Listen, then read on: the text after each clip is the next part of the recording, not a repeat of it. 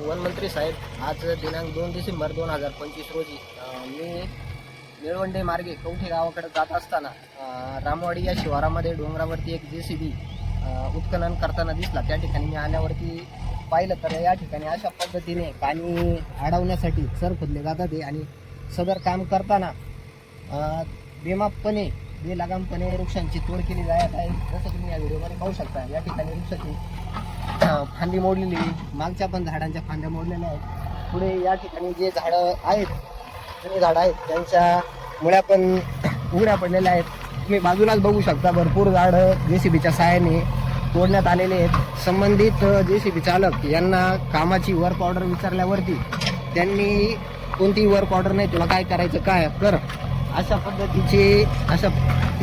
पद्धतीची भाषा करतात आणि दमदाटीची भाषा करतात। आता या ठिकाणी बघू शकता तुम्ही किती मोठी वृक्षाची फांदी पडलेली आहे। तर हा सर्व प्रकार पाहिल्यावरती मी फॉरेस्ट ऑफिसर पवार साहेब आहेत, नंतर या ठिकाणी कार्यरत असलेले विठ्ठल सिंग जारवाल साहेब यांना फोनवरतून संपर्क साधला। नंतर लहान वायर आहेत करुल्याचे, त्यांनाही संपर्क साधल्यावरती सर्वजणांनी एवढीची उत्तरं दिली, त्या ठिकाणी उपस्थित नाही।